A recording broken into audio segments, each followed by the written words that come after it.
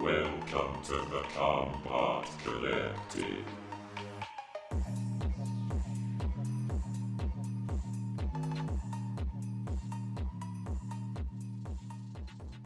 Hello everybody and welcome back to Robot Combat Tonight. We're finally doing it once again. I am your host here, as always, Sterling Brown, aka Sterling TXTG. Was hoping we'd have Mantine here. Maybe he'll show up later. Who knows? We'll have to see. And yes, this is Robot Combat Tonight, brought to you by the Combot Collective. Bring everything you want to know from the world of robot combat, from the heavyweight class to the fleaweight class, from Battlebots to the live circuit. And we are really covering all those bases in this exciting episode of Robot Combat Tonight. Today, we're really going over our bases here, our three main bases. No other side topics, no smaller news articles to discuss here, no smaller events. We're going to have a lot of that during our next episode, episode 13 of RCT. But for now, for what we're discussing right here, it is Battlebots, NHRL, and Extreme Robots all day, every day. We're kicking this off with a big-time Proving Grounds update, and then we're following it up with what's happening at NHRL August Hotbot Summer. It's certainly hot in the studio right now.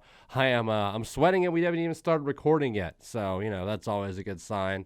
And then we're ending it with Extreme Robots update. What happened at Newcastle in July? And, of course, TCC rankings update at the very end of the episode. But of course, as always, here at the Combot Collective, we are brought to you by our sponsor until the end of the year, our awesome friends at robotsruinmylife.com. They are the merchandise provider for numerous East Coast robot combat teams. The usual Battlebots veterans we always bring up here. Ripperoni, Shredded Bro, and Starchild. They are all partnered with robotsruinmylife.com. If you're looking for merchandise from those teams, you want to pick up your Starchild, your Shredded Bro, your Ripperoni poker chips or stickers, you can get them there. You want to get a Ripperoni jacket, you can get it there. You want to get one of those awesome Starchild t-shirts, that's the website to go to. You want to get a Ripperoni pizza box, an authentic looking pizza box, keep some collectibles in there, maybe even put your own pizza in there. I don't care what you do. You can buy it there on robotsruinmylife.com. Maybe you're more of a niche fan looking to get some merchandise from more of the less discussed robot combat circles in the sport. Well, NHRL merchandise also resides on this website. We're talking about stuff that you can usually only buy at NHRL.io or at the House of Havoc. Shirts for robots such as Milk Tank, numerous Omega Team robots, numerous Team Shredded robots. They all have stuff. Apparel, jackets, stickers on this website right here. And robotsruinmylife.com as well has its own lifestyle merchandise that you can buy. Tote bags, t-shirts, buttons, all sorts of things with the Robots Ruin My Life logo on it. It's a fantastic logo. You've seen me rep it before on Robot Combat Tonight. So if you're looking to upgrade your Robot Combat collection, I know we have some big collectors in the community, some that watch this show, be sure to check out robotsruinmylife.com. If you are watching this on YouTube, it will be linked in the description below. If you're watching this live, check out our friends of TCC panel on the Discord.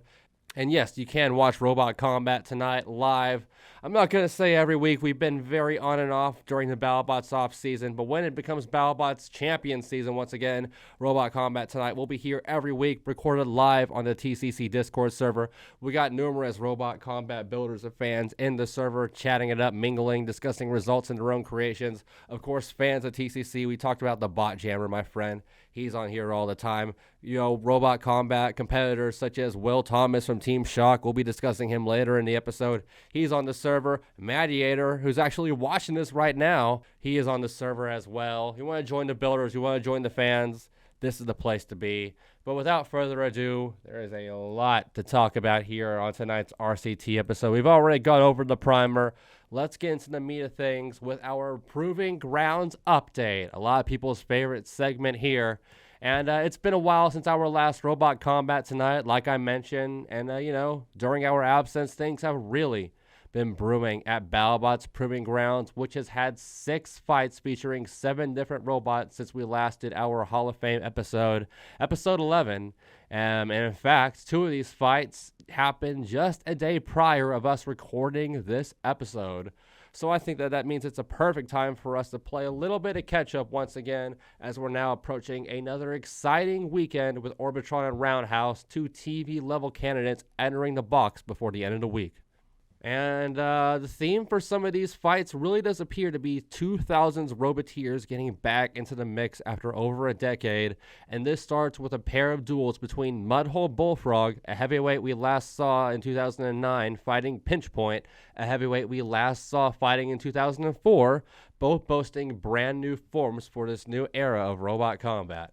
And first, we have the much hype, much anticipated Pinchpoint. When Proving Grounds first got off the ground in May of this year, one of the very first teams to throw their hat into the ring for a potential opportunity inside the Battlebox was Pinchpoint. The team behind Pinchpoint had announced their intentions to come back to Battlebots very early this year on Facebook. I think it was January 2nd. Happy New Year to them. And they were boasting a brand new design, which was a far cry from the non-invertible version armed with a tiny weapon like we saw at events such as NC Robot Street Fight in the early 2000s. This version instead had shades of rotator with 2 wheels of drive, invertible body, large wedges at the rear, and a horizontal spinner up front. But Pinchpoint's main gimmick is that there was not one spinner up front, but 2. These 2 discs rotate in countering motions, and while this does kill off some of the gyroscopic instability that horizontal machines like Tombstone usually have, it did look to seriously impact the level of bite this robot could have on paper. This robot was looking to fight Gigabyte at first. The team contacted them about potentially challenging one another, but instead ended up drawing Mudhold Bullfrog for the end of July. And talking about Mudhold Bullfrog, this isn't actually the first time we've discussed this team on TCC this year. All the way back in February during Motorama, we saw Team Wapukai place top 6 at Motorama with a 2-wheel drive frog-themed Wedgebot, and apparently that was just an appetizer for their big return of their signature robot here. The original Mudhold Bullfrog competed in the Battlebots 2009 Pro Championship with a similar, albeit more rudimentary design compared to what we saw during these fights. And in that event, Mudhold Bullfrog fought the likes of other horizontal spinners such as Megabyte and Eugene, 2 big names at the time. And now it was time to fight another horizontal spinner, though this time with a design that gave off huge shades of Robot Wars robots such as Executioner and Dr. Fist, with its 2 large wheels and its nasty central vertical spinner. And I say nasty with some tinge because that thing was impressive. There was a little bit of a military flair with this series of fights, as both captains, Garrett Cooper with Mudhold Bullfrog and Andy Foxantano with Pinchpoint, both had a retired history working with our armed forces, which set us up for a great theme in this horizontal spinner on vertical spinner matchup. And for the first time ever in Proving Grounds' young history, the 2 robots split the weekend. Before the first fight, we heard that Mudhold Bullfrog had to be fully assembled just before the competition, while Pinchpoint has been assembled for quite some time, and to the point that the team even had the time to prepare a mini-bot for this first fight. In this first fight, it was a fast and furious one. We saw a serious box rush by the Bullfrog, which really kicked things off with a bang, busting a weapon belt off both of these robots, while Pinchpoint will be left stranded on the screws for an extended moment of time. But once the screws reversed and Pinchpoint was freed, it was very clear that Mudhold Bullfrog had knocked itself out in just seconds, which left Pinchpoint with only 1 working horizontal spinner, primed with a slam to finish the fight in a comeback knockout victory. And after a fight like that, it was clear that both of these robots had some problems to fix before their Sunday battle. One of Pinchpoint's weapons was seriously bent and not really working for any of the fight at all. Huge shades of Triton versus Manta there. While Mudhold Bullfrog had dealt with wiring and battery issues before that first fight, and seriously dealt with them during the fight. But despite this, both of these robots did show up primed and ready for a second fight the following day. And you know, I've brought it up before, you know that is a good look for both of these teams in the eyes of Greg Munson and Trey Roski. So, as I mentioned, Pinchpoint took the first one by KO, but Mudhold Bullfrog would answer right back here. Much more cautious driving by Garrett Cooper this time. I said he was the Pinchpoint captain a second ago. I actually got those mixed up, my bad. And this paid off. Really paid off here. This fight would consist of 5 vicious unanswered strikes from the Bullfrog to Pinchpoint, all of which brought the Alabama horizontal spinner closer and closer to the upper deck screws, and some of those even giving Pinchpoint some airtime here. Pinch Point didn't move at all after these 5 strikes and failed to deliver any offense whatsoever during the fight itself, leaving Las Vegas with yet another busted disc and weapon belt. Both these robots were certainly not our worst performing machines we've seen at Proving Grounds by far. In fact, I'd argue out of our small sample size of matchups since May, we've been given, I'd say, the 2 probably most overall quality fights thus far. Maybe Gigabyte versus Jackpot's up there.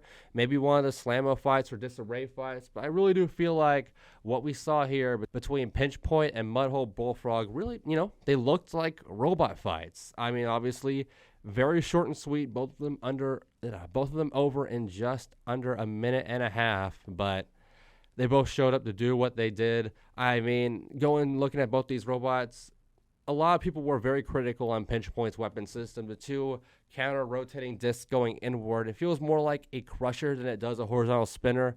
I will say I really don't see the point in that weapon design. Maybe if they were both spinning outwards, I could see it, but this just seems more of like a snipper clipper sort of spinning apparatus. But it really didn't matter much here because that Pinch Point weapon really didn't spin up to full speed and land 1 strike on Mudhold Bullfrog. I will say very even between these 2 robots in terms of results. We'll really see that when we look at the TCC overall rankings at the end of the episode. But, just flat out talking about Pinch Point and Mudhold Bullfrog. Mudhold Bullfrog was certainly the better of the 2 here. I mean, yes, they dealt with the wiring issues at the start of that first fight after the box rush pretty much knocked themselves out. But when you have a robot that's not assembled at all when this event starts the day prior, that's a pretty impressive performance to pull off on day 3 in your final fight, to show up looking like the monster it was, giving Pinch Point some airtime on all those hits, doing some visible damage as well, especially to the discs. That was the real thing that Pinch Point had damaged here. Hopefully the team in Alabama can get that fixed up and sorted out before the next time we see them. Very good solid fights though for both these robots, I have to say. Really want to see more out of Pinch Points, but they seem like a team primed for Battlebots in the future. They had the mini-bot, they had the crew members. The robots certainly looked the part with the livery and the colors and the fact that this machine has been built, assembled, and ready to go for, months now, to be honest. Mudhold Bullfrog looked a little bit more slapped together, but certainly didn't show that with the performance we saw, especially on day 2. A lot of power in that weapon. I worry a little bit about it being maybe too basic for Battlebots. It is just a 2-wheel drive vertical spinner, no feeder wedges, anything like that. I really do fear Mudhold Bullfrog had to fight, a more solid Battlebots competitor like a, Hypershock or even a Quantum or, a Witch Doctor or maybe even a lower tier robot like Switchback or Ominous. They probably get eaten up pretty badly, especially with those massive wheels on the sides. But we're just going to have to see. The verdict is still out on these East Coast killers, 2 military family robots. I certainly love to see that coming from a military family myself. Pinch Point and Mudhold Bullfrog. Verdict's still out for them, but I would say that these machines did a lot better than, say, Terra Dominator or Slammo or even, Doom up to the Cat Kong Mad Catter fight we'll be talking about here in just a few moments. They've outperformed a lot of robots. Hopefully we can see these guys improve more and more in the future. But moving forward here to the first set of fights during the month of August, you know what we're really here to talk about, what robot we're really here to talk about. He's on the thumbnail for this video if you're watching on YouTube, and he's already established himself as a Rusty level fan favorite in the sport of robot combat. It's now 2-0 in this amazing sport we call robot fighting. We are, of course, talking about Traves-T. Now, we won't spend too much time previewing these next 2 robots. If you really want to know the ins and outs of these machines, we went into them very much in depth on the Battlebots approved Proving Grounds August preview we posted a couple of weeks ago. But in case you do just want to watch this video, here's a base primer. Traves-T is a novelty robot which was built by Kurt Kruger, a roboteer which has not been inside the arena since the early 2000s with his lightweight named 2x4. And needless to say, Traves-T is a far shout from what we saw out of 2x4. This machine has no sprockets, belts, or pulleys to use, but it does have a 75-pound horizontal mass which is directly charged by a wad of LiPo batteries in the back of the robot. The rest of this shelf, as crazy as it looks, is pretty self-explanatory. It's crazy, but with purpose, as this entire robot, the lowrider it is, can be adjusted from angle to angle to hit certain parts of certain robots. Like I mentioned at August video, huge shades of Robot Wars Series 2 Groundhog with this one. Now, Traves-T has pulled out in the past. We mentioned that before. But it was set for a weekend where it took on a robot that had become infamous this year for pulling out of events, Snakebite. This robot was due to be at RoboGames. It was due to be at Proving Grounds versus Banshee, but each time it had to pull out of the competition. And I was quite critical of this in the past, but after hearing some of the builder's backstory, it does make a little bit more sense. Team captain John Colleton hails from San Antonio, Texas. And if you know anything about the great state of Texas, I'm speaking about it right here, right now, living in it. It is fucking hot. Literally, today, while I was working outside, it was 108 degrees today, and that's 4 degrees cooler than the day prior. That's what a cold front is here in Texas. It is hell out here, and for a retired old guy like Colleton, working on a 250-pound beast alone in this Texas heat had to have really done a toll. He spoke about heat exhaustion and even passing out and build up to this outing, which really hindered his ability to work on the bot. So because of this, John decided it was the best course of action to bring what he could of Snakebite over to Las Vegas and assemble it from there in the comfort of Caesar's Palace. And that's exactly what he did, despite it meaning he had to miss fight number 1 on Saturday. And, of course, when a robot has to miss a fight, when there's a dropout, there's only one substitute for the job, and that's the one and only TCC bottom 5 ranked robot Overkill. And, good lord, if you didn't think Overkill was washed before this match, this is all the sad proof you need to see now. 2 hits by Traves-T turned Overkill into a travesty itself.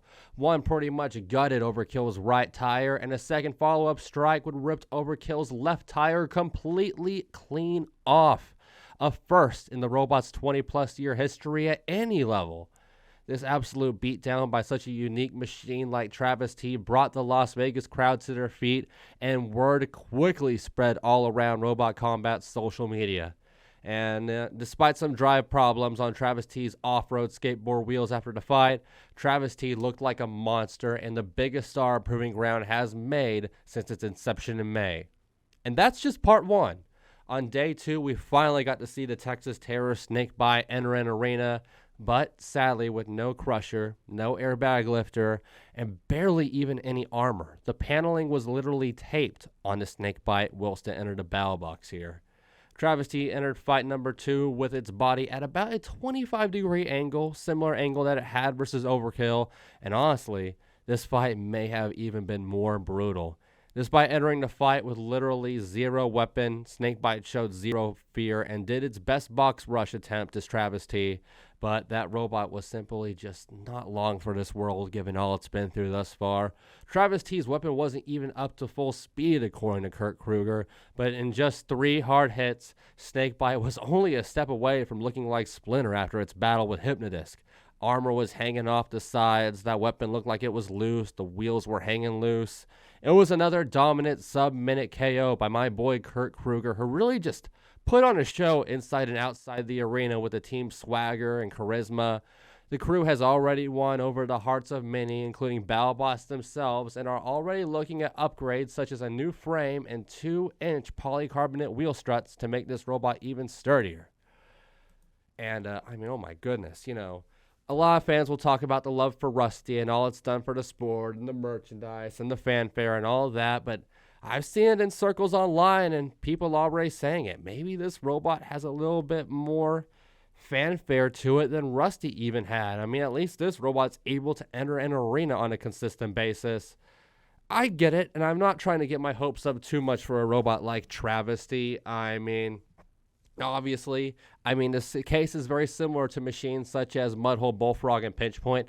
They look the part, but damn well once that robot enters the arena with even a slightly formidable robot like a Hijinks or a Scorpius or a Tombstone or a Minotaur or even, a less damaging weapon like Black Dragon, Traves-T is not going to be long for this world. I really hope we can see Kurt Kruger take this upgrades that he wants to do to this robot and really push it to the full potential that he seems to want to take it.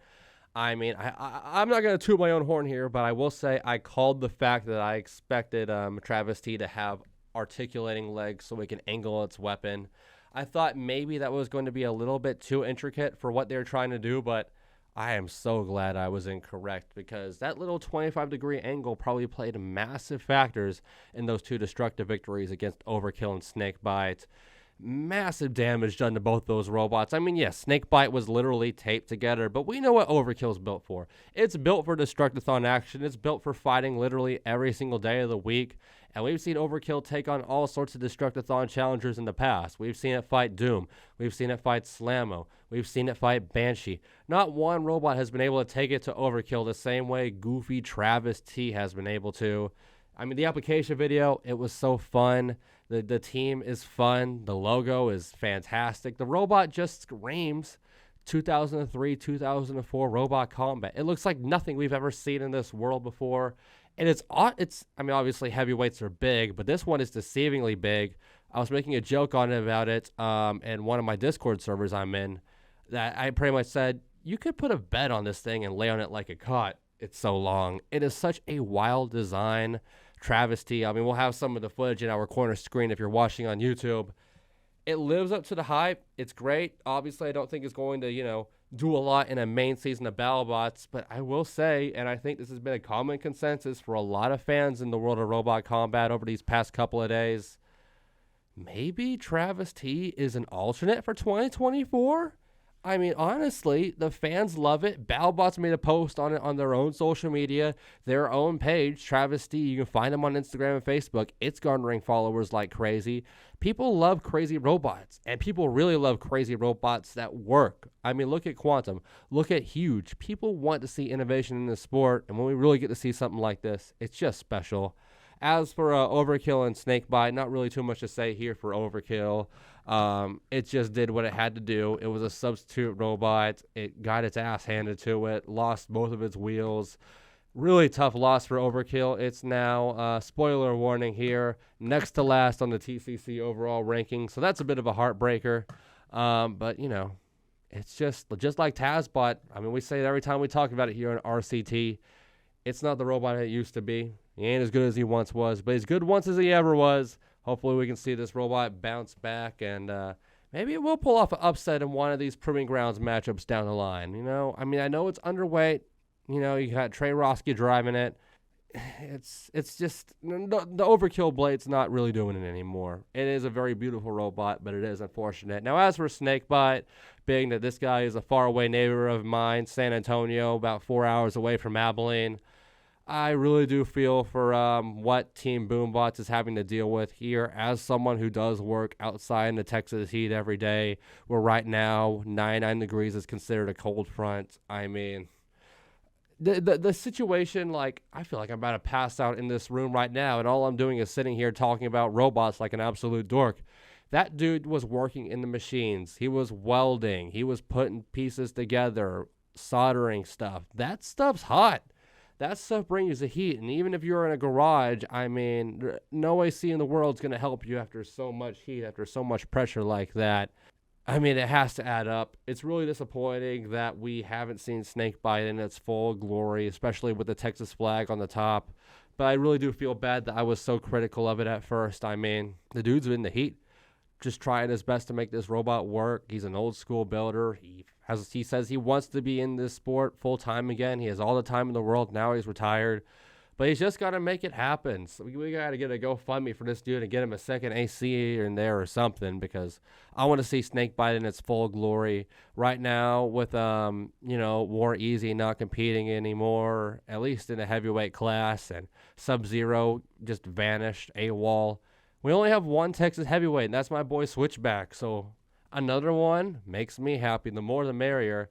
But now, on to our last pair of fights, which fights, like I mentioned, happened just 24 hours ago as of recording this. It was the return at the time for the lowest TCC ranked heavyweight in Doom, challenging a truly fascinating set of opponents with the newly formed cluster bot of Cat Kong and Mortician, which I've been calling Cattition. This is another robot we went into detail on during our August Proving Grounds preview, so here's the cliff notes. These two robots are the truncated forms of West Coast powerhouses Tombstone and Mad Catter, captained by the same teams as well in Hardcore Robotics and Team Bad Kitty respectively. We saw both of these robots compete recently at the RoboGames 2023 event in the 120-pound division, where Mortician struggled and Cat Kong ended up placing second, but now Martin Mason and Ray Billings are unifying their forces to enter the Battlebox as one. But one of my big worries for these robots entering this pair of fights would be the driver situation. In that August preview, I shared my hopes that we would see some elite drivers behind the wheel for these two robots, with maybe Ray Billings driving Mortician and Calvin Eba, or maybe even Martin Mason driving Cat Kong. But instead, we got the two drivers these machines had at RoboGames with Justin Billings and Zach Jaffrey. Now, obviously, driving fighting robots isn't easy. There's a reason why I try my best to avoid being a backseat roboteer here. And I really don't know enough about Zach Jaffrey's driving situation or history to be critical. He seemed to do fine at RoboGames, but boy, Justin Billings, man.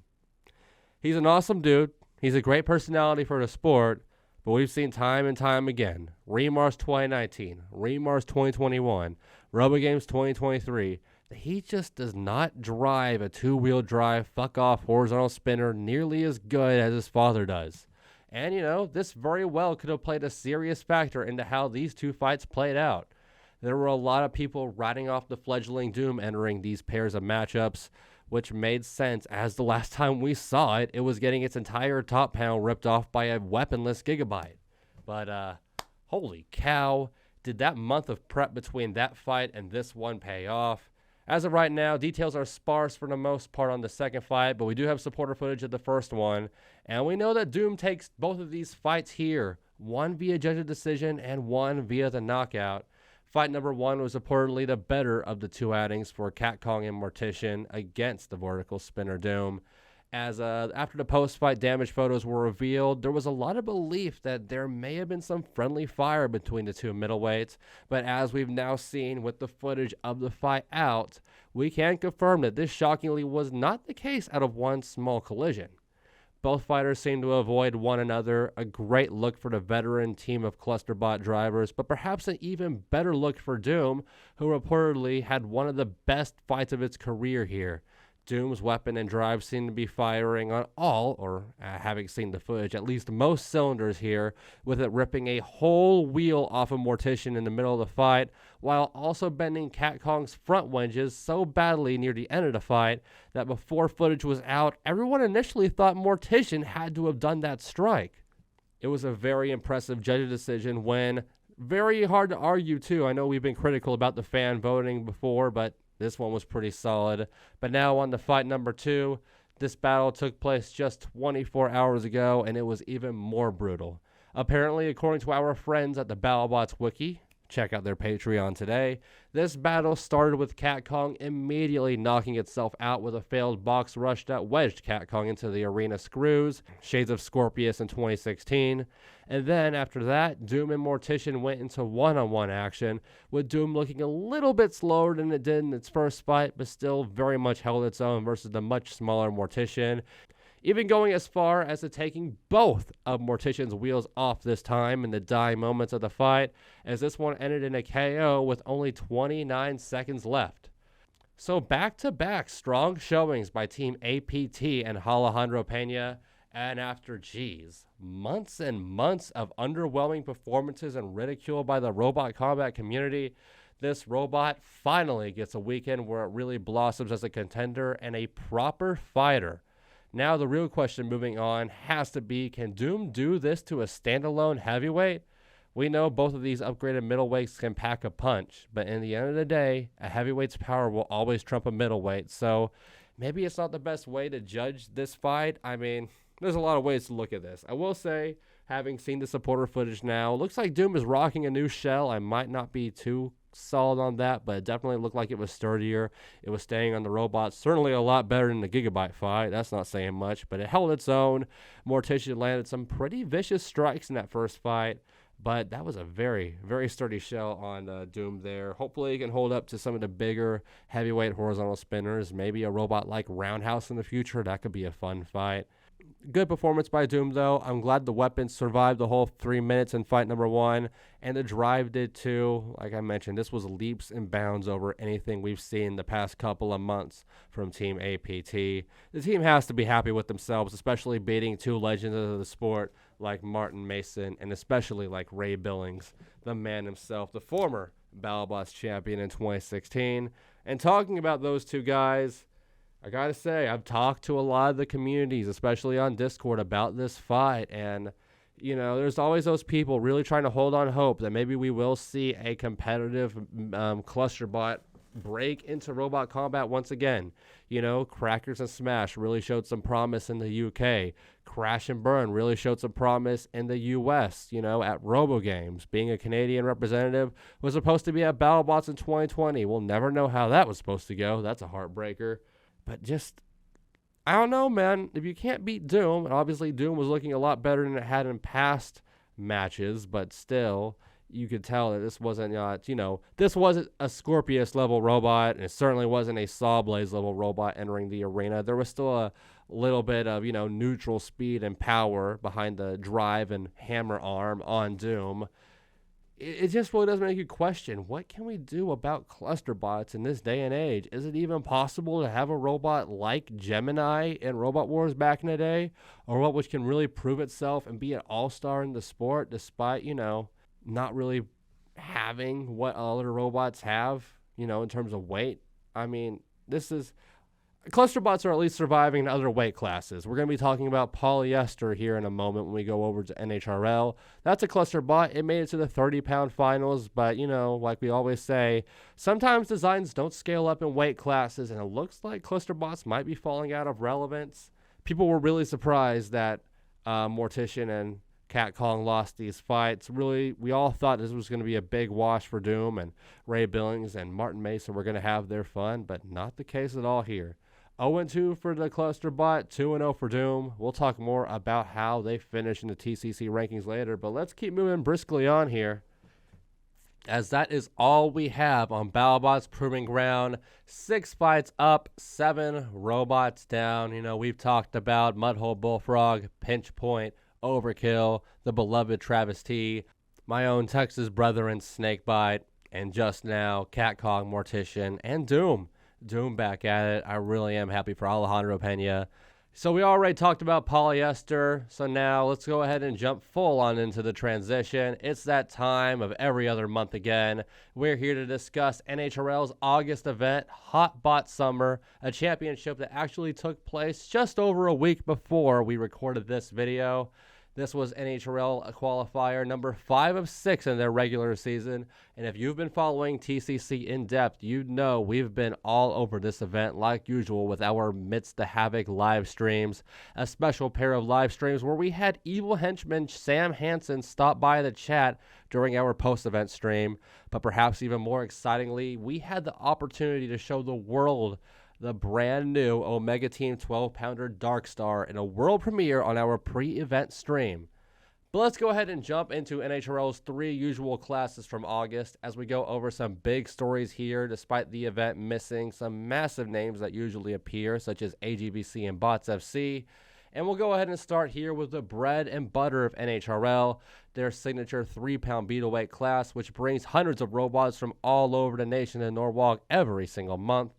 There were a lot of fun designs, regulars and favorites alike, such as friends of TCC and Alex Peza and Angel Vidal, whom showed up with designs like Yes Chef, Hurt Caboose, and Hammerhead.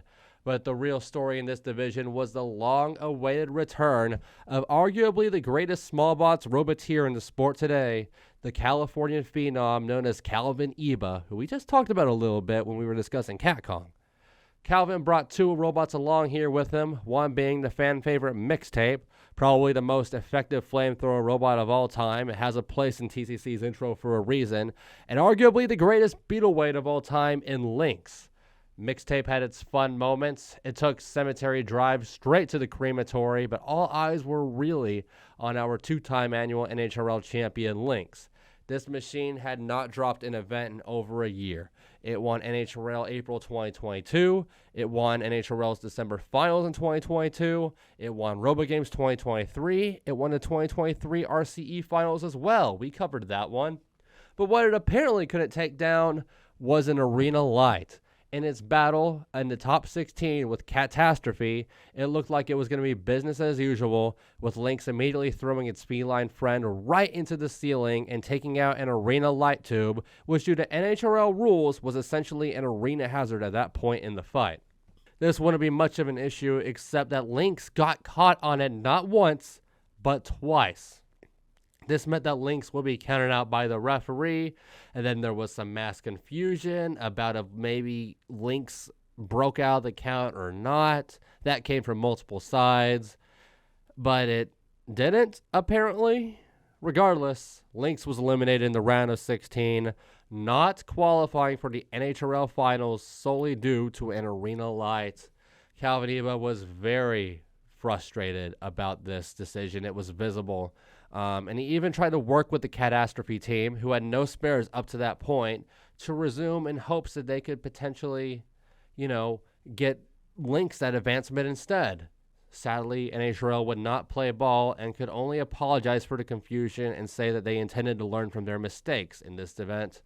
I'm going to keep my thoughts brisk on this one, but it is very frustrating. Obviously, I understand why NHRL just didn't want to make a bypass because a robot's famous or not, but man, I think it's cool when arena parts, when a part of the arena comes off and it becomes a piece of like the hazards. We see it happen in Battlebots all the time. Shards of glass become debris in the arena after a huge hit. Something gets thrown into the ceiling. But when you're messing with 3-pound robots that are much smaller than a light tube, it's going to be an issue. There's going to be a problem there. And I feel like, maybe if you want to do that with the 12-pounders and the 30-pounders, go right ahead. They're going to be able to push those light tubes and what have you out of the way.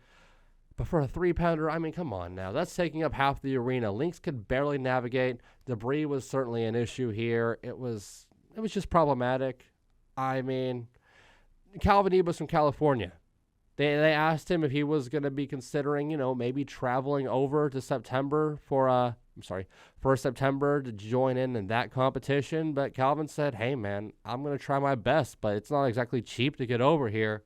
I think it's just frustrating, on NHRL's part if they're going to have, Lynx, the back-to-back annual champion, not even qualify for the 2023 finals to defend that belt just because they lost to a light tube.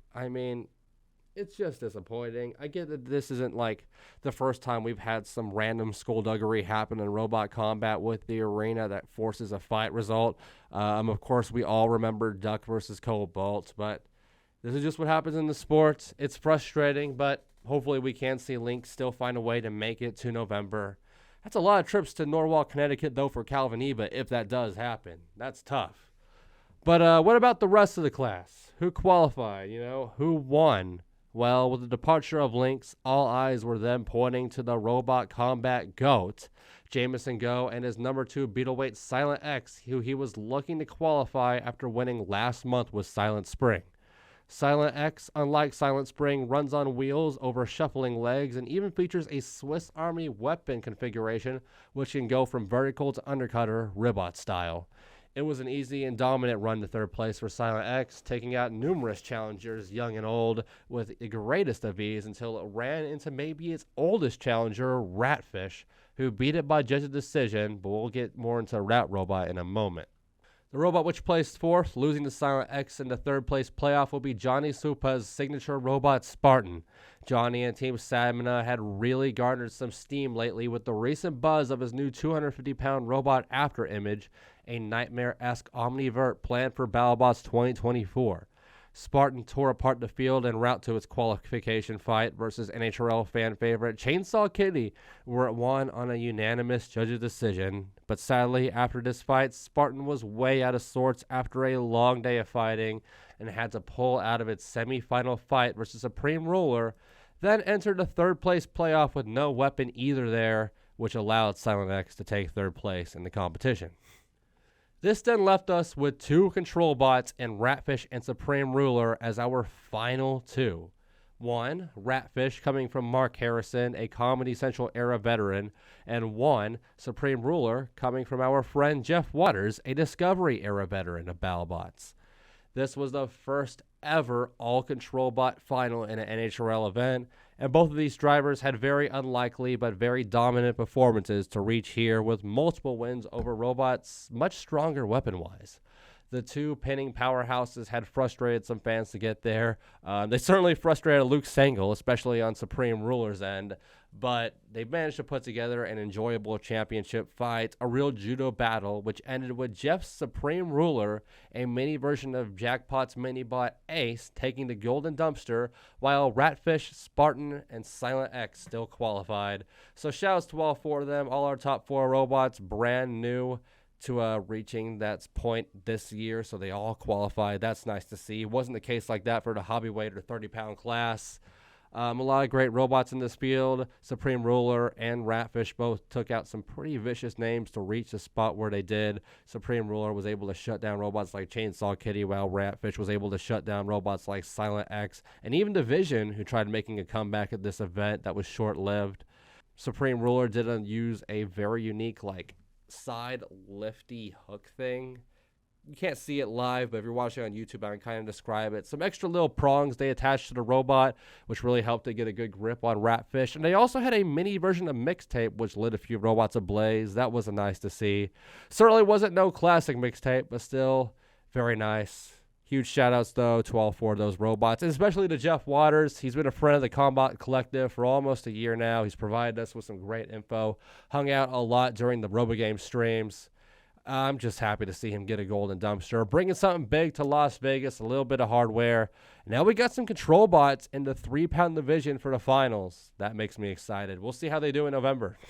But now let's move on to the 12-pound hobbyweight class. And on my live stream, amidst the havoc, our big story following into this tournament was the rise and the full frontal attack of the University of Cincinnati Bearcats. I expected a dominant performance by the school's trio of horizontal spinners and even predicted Cthulhu, the only one of the trio to not win a golden dumpster yet, to do so at this event. But Cthulhu and Super Scope ended up going on to really put together some lackluster performances in August. The robots would lose to Piranha and Timber Viper respectively, but while the team's more traditional spinners fell, the crew's flagship robot Maximizer only rose up higher. Maximizer, a fantastic Thagomizer-style robot built by NHRL fan favorite Jake Hoffman, made its debut in March of this year, where it fought Promheda early on to take its only loss of its career thus far. Since that L, the machine has just not looked back at all.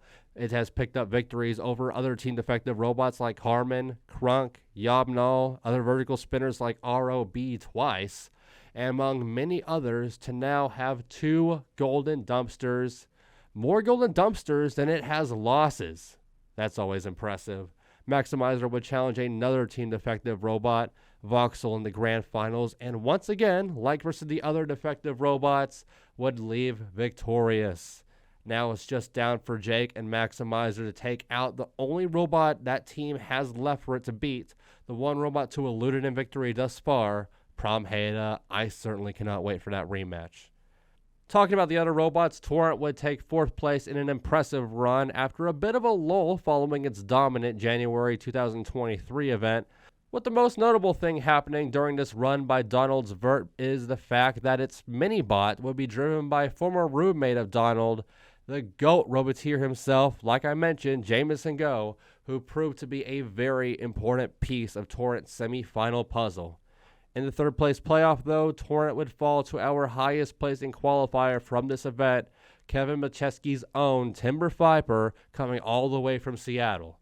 We brought up Timber Viper a little bit during last time we talked about NHRL. This robot competed alongside its 30-pound counterpart, Red Storm, and both came incredibly close to qualifying for the NHRL finals in June, but due to some god-awful judge decisions, this ended up costing the mini Claw Vipers in the long run. And while Red Storm did struggle a bit in the 30-pound class, Timber Viper's 3rd place finish did bless Kevin with at least one more trip from Seattle to Norwalk this November for the finals.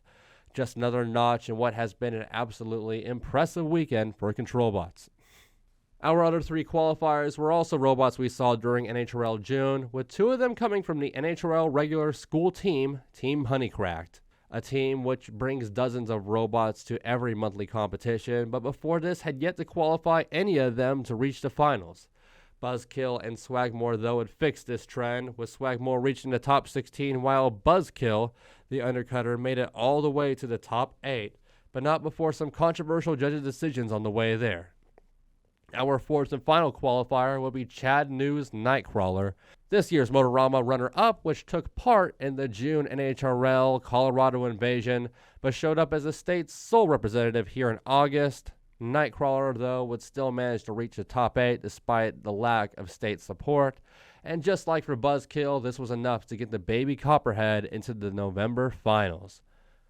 One robot, though, which sadly did not qualify, would be Tony D'Ambrosio's Dark Star, who, like we mentioned, we revealed to the world on stream during our Morning Amidst the Havoc pre-show.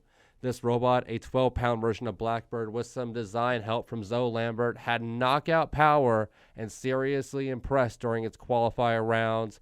But during its finals qualifier fight against Voxel, the Team Defective Machine would come out on top in a battle between upscale 3-pounders here. Not even help from poor Mixtape could help Dark Star here, with Mixtape coming in to fight as a mini-bot. But hey, we love Tony D'Ambrosio. We always got the Blackbird part proudly on display. We look forward to seeing more Dark Star in September, and we really look forward to seeing Blackbird in its last full-time fight in November. But finally, we have the big boys, the NHRL Featherweight Division, which may have been our smallest NHRL tournament we've had this year.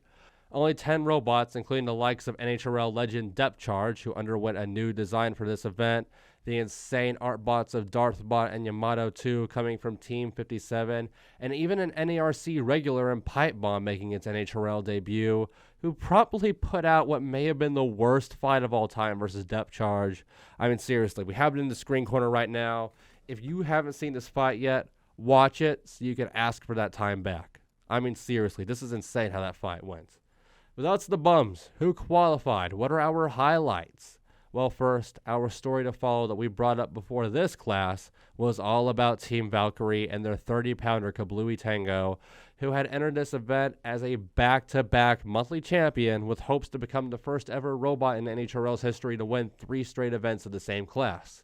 And we at TCC thought that was set to happen, but Vorion would put a halt to that with an electric semifinals fight against Kablooey, ending in a Hail Mary strike where Vorion completely de-weaponed Tango in the final seconds of the fight, with huge shades of Malice versus Valkyrie in the impact. Vorion was able to take that insane momentum forward to an NHRL Golden Dumpster for the first time ever in Bone Dead Robotics history. The powerhouse vertical spinner would decimate just about everyone on its road to the title except for Yamato 2, who despite being a shuffling flamethrower probably provided Vorion its best challenge with those long steel cables it used as protection. In my opinion, the real exciting development for Bone Dead, though, would be that its number 2 robot at this event, the control bot Fracas, would also qualify for November. We've really seen Fracas grow in front of us over this year. It got decimated by its sportsman brethren at Rotorama, showed up and showed out in NHRL March, only to fall in its finals qualifier. Didn't show up at all in NHRL May, where it got obliterated by Mini Rip, and then had to pull out. But finally here, after reaching the main 30-pound tournament, it officially locked itself in with a place at the NHRL November finals, another feather in the cap for control bots at this competition. Our last 2 robots to bring up here are regulars just doing their regular thing at NHRL. After getting humbled by the robot which inspired it, Emulsifier Synthesis 30 has made quite a run for itself here with its first ever placement into an NHRL semifinals, while on the bigger name side of things, the Ribbot crew at WPI now have qualified their 3rd 30-pounder into the NHRL finals with Polyester, a robot we mentioned earlier, a cluster bot who arguably takes the crown as NHRL's top multi-bot. This undercutter and vert combo had to wait for STF and Waddles to qualify, but didn't waste time in its 2023 debut to make itself known, making it to the finals here in an electric defeat to our now champion Vorion. Congratulations to Vorion here, but I do want to shout out Yamato 2, probably my favorite robot of the entire event. Some fantastic designs in this competition with Depth Charge, Pipe Bomb, Yamato, Darthbot. But Yamato, when you watch this robot fight, we'll also have footage of it in the corner right here. It just looked like a robot from Robot Wars 1996 with the shufflers and the big flamethrower and the largest pieces of piping and metal just sticking out from all around the robot. Commentary described it like a porcupine, and that's really the best way to put it because Vorion couldn't get close to it. Couldn't do any damage to it at all, and I almost questioned the judge's decision that they did give it. I mean, yes, Vorion obviously the more damaging, the more moving of the two, but I felt like Yamato was being aggressive. I felt like it was controlling the fight because it was sitting in the middle of the arena dictating the pace, but I digress. Very fun 30-pound class, even though we only had 10 robots. Bit sad for Pipe Bomb and Yamato. They were the only two robots to not qualify for the main tournament. That had to be painful. But we did have some really solid machines make it into the November finals, such as Vorion, such as my boy Fracas, such as Polyester. Get some middleweight flair in there as well. I'm sorry, middleweight. Now I'm thinking about Cat Kong and Mortician. Some multi-bot flair in there as well. So that's going to wrap it up for what we're talking about there in NHRL. A lot of qualified robots. Our champions being the Control Bot, Supreme Ruler, multi-champ now, Maximizer, and breaking the streak of Kablooey Tango's victories, Vorion. A lot of exciting things to look forward to in the September NHRL event. Robots from India are going to be making their NHRL debut there. We're going to be having Team Valkyrie show up with even more robots, including one from Leanne Cushing. That was announced today. Leanne Cushing is going to be showing up with her own robot, returning to the East Coast, a place she made her name. We also are going to have, and I think this is the biggest one, watch out for these guys. They're probably going to make the finals with at least one robot. Uriah, the team that made Black Dragon, General, Federal MT. They are going to show up to the House of Havoc, and they are going to rip some heads off. I cannot wait for more Brazilian robots over there in Norwalk, Connecticut. But now, that's Battlebots down. That's NHRL down. That leaves us with only one more big stop to cover before we start winding down with the TCC rankings. It's time to discuss Extreme Robots stop number 3 in Newcastle. We're going across the pond here. Extreme Robots' last stop before their mid-season break, which we are now currently in. The UK heavyweight scene is taking a 1-month break for August before things really pick up in both the world of Extreme Robots and Robots Live when autumn falls in front of us here in a couple of months. This was an exciting event for our 4 Extreme Robots teams with the points that were on the line. In our first show in Brentwood, Team Quake dominated and swept the entire weekend, giving them a massive lead early on. But then Team Inferno and the Wolfpack would claw back at Guildford, with Inferno winning the first show and the Wolfpack winning the latter two. This set up a 1-event lead for Team Quake, with Team Inferno only 1 event behind the Wolfpack. And then there's Team Infinity, who has yet to win an Extreme Robot stop since May of 2022. It's looking kind of rough for them. But before we jump into these teams real fast, like we always mention on RCT, we will be getting a lot more in detail about these teams and the event itself in our upcoming Newcastle breakdown video. We'll also be going more into details with our free agents in that video. This Extreme Robots event marked the 2023 debut of Team Emergence Ember and Immersion, the return of Ironheart 88, and the much awaited debut of Triforce, a robot originally intended for Robot Wars Series 10, all the way back, a half-decade ago plus. Sadly, Triforce's performance was not nearly as impressive as his 30-pound sibling Slice of Life, but it was still exciting to see this ringed spinner finally make its debut after so many years on the shelf. Let's start talking about the teams, though. We first start off with Team Quake, our leaders at the start of the event, and our leaders still at the halfway point of the season after winning the Saturday evening show at Newcastle. This was a turbulent week for Team Quake and Team Shock, as of course, like we discussed in our rundown episode for Guildford, this would be the first time since 2018 that Team Quake was not bringing the now retired Aftershock to the dance. So who's fighting in their steed, carrying the Quake flag through Show 3? Well, the team unfortunately did not pick up a new full combat robot for their ranks at this competition, but did have a solid core 4 machines which held their own over the weekend, probably headlined by the returning Thor. Jason Marston's aggressive Axbot missed out on Extreme Robots Guildford, but did return here after a month absence, and despite his teammate Maga Mouse packing up and jumping ship to Team Wolfpack, more on that in a moment, it still laid the hammer down in big-time singles competition with a 2-2 record, with those 2 wins coming against some highlight robots and other teams. The captaining machines of Manta and Extreme Robots heavyweight champion Tectonic also held their own, with both robots finishing a respectful 3-2 across the weekend. It was another rough and tumble weekend for Manta in terms of robot reliability, but not as frustrating as Guildford was. Manta still managed and out of the arena over the weekend, while Tectonic won the 3 fights that mattered most, going 3 for 3 on tile defenses over the weekend, including 2 over the Wolfpack's TR3.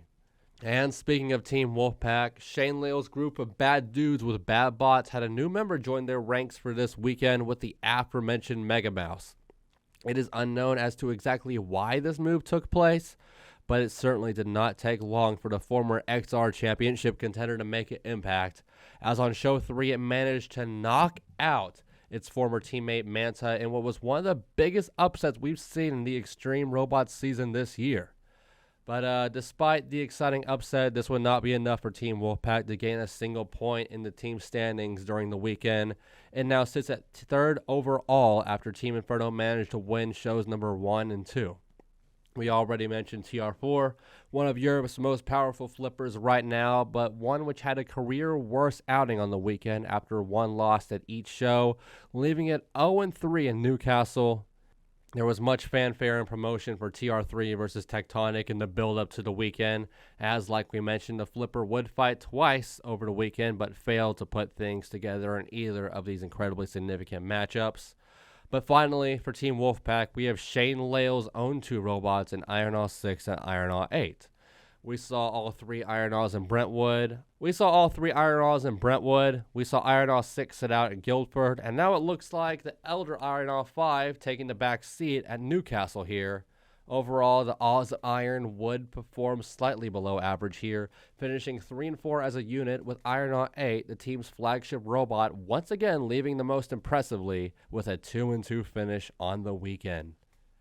Now let's move on to the big winner of Newcastle weekend, Team Inferno. Things were looking a lot like 2022 at the Venture Center here, as collectively the captaining Team Invade trio of robots would go 9-6 as a unit, with Eruption, the face of Team Inferno and last year's TCC number 2 ranked robot, would complete the weekend with 5 wins and 1 loss, the second best performing machine on the weekend. As on the flip side, we have Ignition, the former Extreme Robots champion, contributed a 0-win, 3-loss weekend, while the team's rookie machine, Implosion, continues to show significant signs of improvement event after event, with a 4-win, 1-loss weekend. All by the way of just a decision, that robot's slowly moving up the ranks. We'll talk about that a little bit during the TCC rankings update here in a moment. And I guess Extreme Robots heard my pleas about Team Inferno feeling like too small of a squad, because alongside Beast, who finally had a good outing here with 2 wins and 0 losses, we now have Team Immersion's own robot, Immersion, joining the team ranks after a victory in the pre-event Fight Club rounds to qualify into the competition on show number 2. Immersion, the 250-pound version of Amnesia, a robot we just discussed in our Labman Fight Fest rundown, will make the best out of its limited time in the Extreme Arena with 2 wins and 1 loss. So overall, thanks to a very hard carry job from Michael Oates and his powerhouse machines, Eruption and Implosion, Team Inferno is back in this thing, now only 1 point behind Team Quake entering the summer break. And then there's Team Divinity.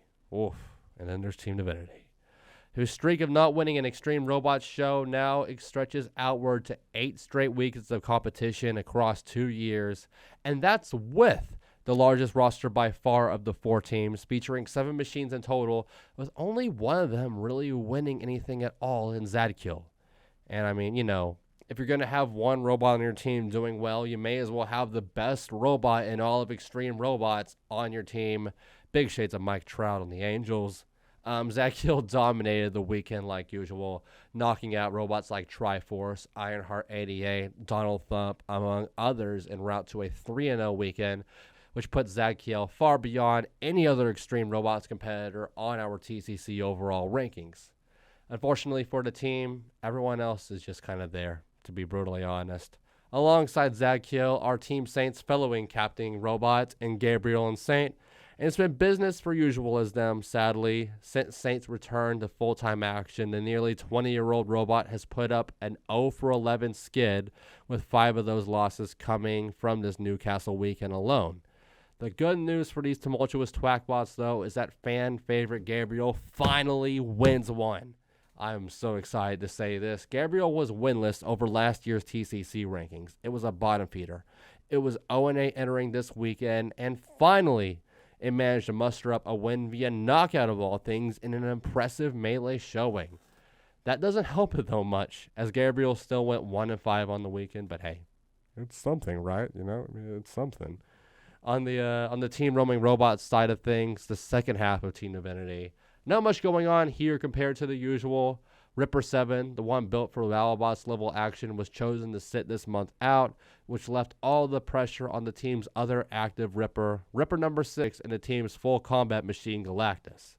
Galactus would bounce back from a disappointing June show by going a respectable 1-1 over the weekend, losing only to Zagkiel, and Ripper 6 followed suit by also going 1-1 over the weekend. This left us with our close friends here at the Combot Collective and Team Ironclads as the only team left to discuss here. And while they prepare for an upcoming 30-pound competition, we take a look back at another okay showing for Thunderchild. This low-pressure flipper may still not be taking the world by storm, but another impressive Fight Club melee and some main card action left it at 0-3, sadly, but the machine is still showing some visible signs of improvement. So huge shout-outs to all of our teams that succeeded. Obviously, Implosion had a great week. Eruption had a great week. Zagkiel had a fantastic week. Respectable week for Tectonic and Manta. Both of them put up positive winning records. And the Roaming Robots machines as well, all things considered. 1-1 for both of them isn't terrible. Some interesting stuff, though. Some team swaps with Thunderchild now being on Team Divinity. We also now have, of course, Mega Mouse, a part of the Wolf Pack. All the bad boys down there. It's very interesting. But now we have Team Quake just 1 point ahead of Team Inferno, who's just 1 point ahead of Team Wolfpack. Things are going to get very interesting in the second half of the season. It's not a big wash like last year. That really makes me excited. But now, as we start wrapping it up, like we always do here on Robot Combat Tonight, especially one after almost a month apart from our last, it's time for a quite large TCC overall rankings update. Here we go. During our last update in the Hall of Fame episode, there really weren't much for seismic shifts on the TCC rankings. In fact, I think the most notable development was the fact that Doom had become our bottom robot in the rankings. But that already isn't the case anymore. With Doom's 2 big wins over Cat Kong and Mortician, the rookie Hammersaw now sits at number 107 out of 118 heavyweights that have fought this year. But that's just one move. With 9 new robots added to the rankings, a lot has changed. So let's go over some of the key shifts. Our new resident bottom feeder is probably not going to be giving up this position like Doom did at all until the 2023 rankings end. And that would be the returning Twackbot Saint, who we just talked about. While Gabriel finally managed to pick up that win this year, Saint still has not. This old bot now sits at a record of 0 wins and 11 losses this year, giving it a score of negative 38 points and a number 118 out of 118 ranking. Just 4 points less than our boy Overkill, who fell to negative 34 after its loss to Traves-T. Gabriel, meanwhile, may have won once, but it still doesn't change the fact it's 1-14 on the year. But having to deal with less KO losses has put the former Robot Wars fan favorite at number 115 with negative 29 points. We then go just up a little bit to Donald Thump, who after shocking everyone at Extreme Robots June with 3 straight KOs, manages to just completely erase all that positive progress with 3 straight KO losses in July. This puts the presidential prune at rank number 100 exactly with negative 16 points, right by Terra Dominator. Never thought you'd hear those 2 robots compared, did you?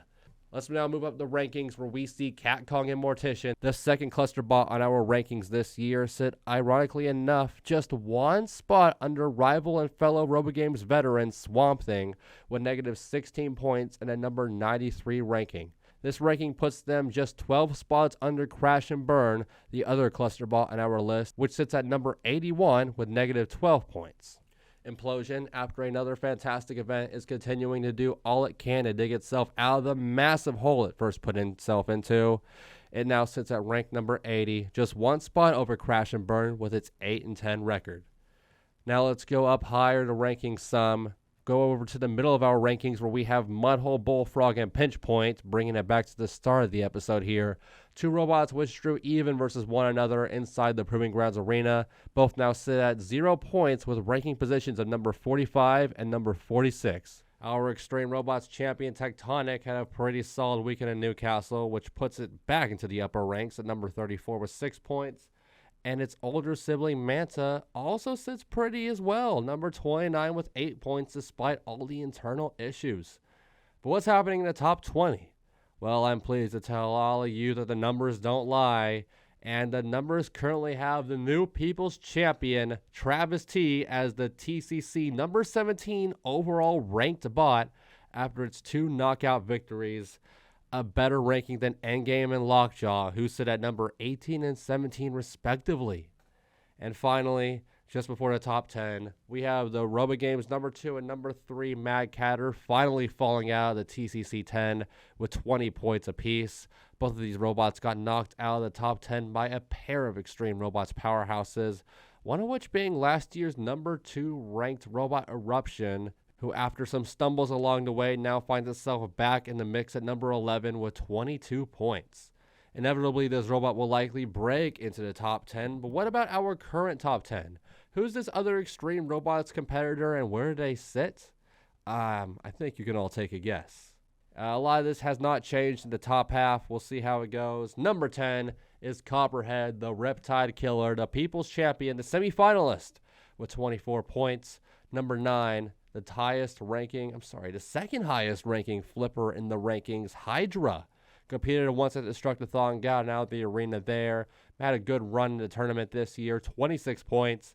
Also with 26 points, but made it around further, we have Witch Doctor.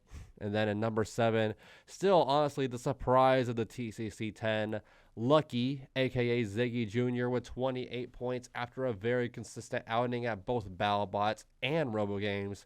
Maybe a good run at Battlebots Champions could push this robot up the rankings a little bit more. Number 6 is Minotaur with 36 points. Big jump there. And then, yes, people, new entry into the TCC's top 10.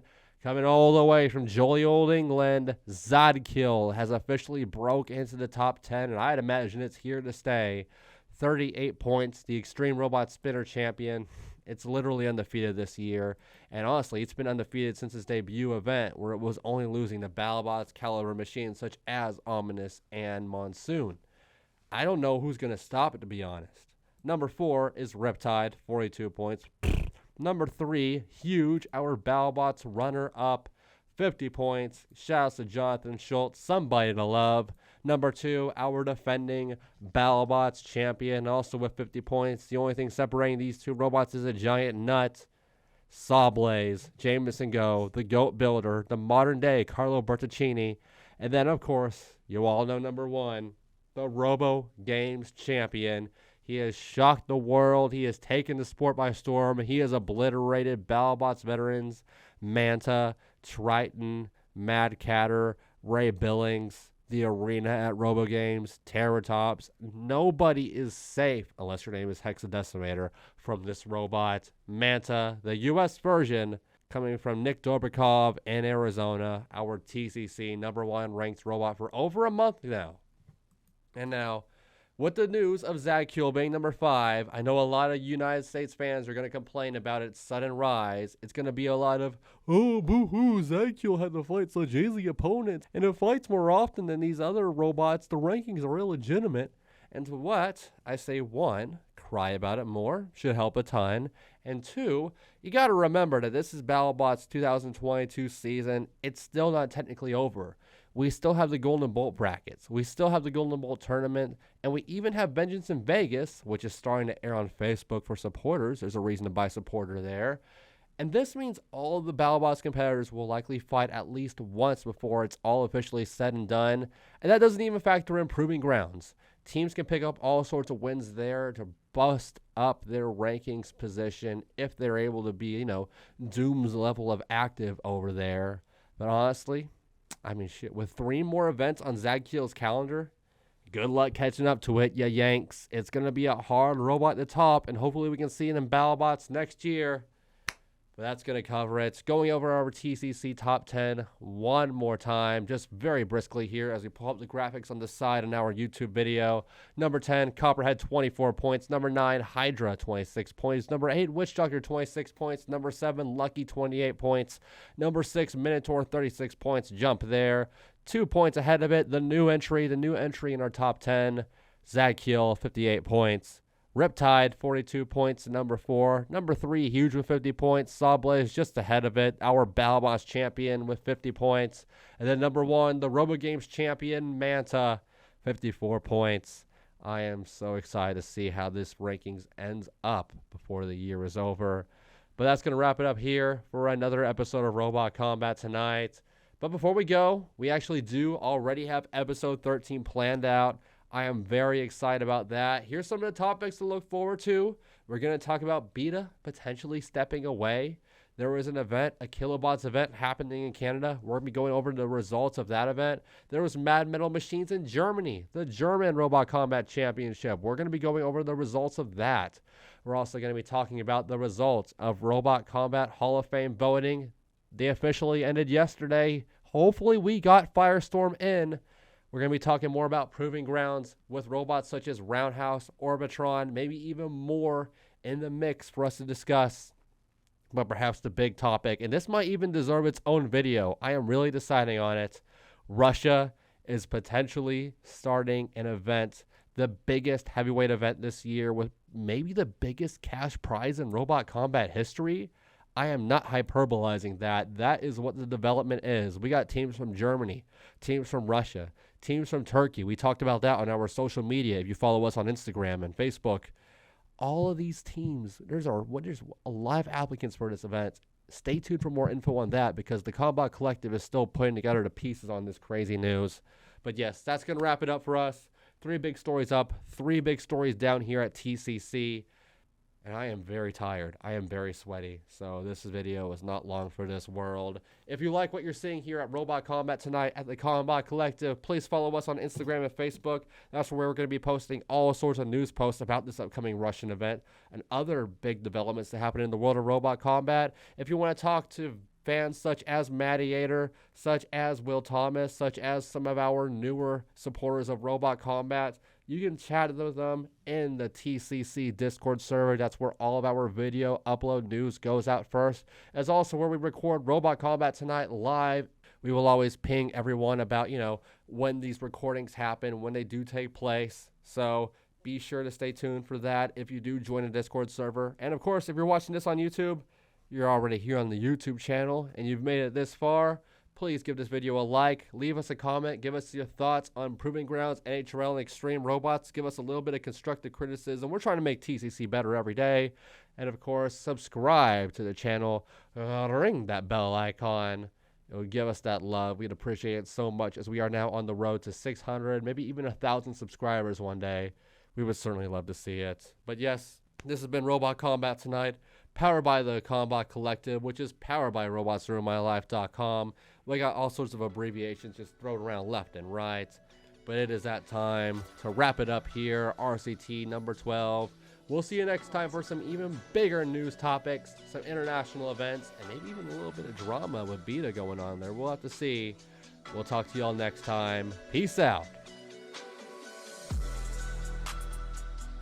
This was the Combot Collective. Find us on Instagram and Discord.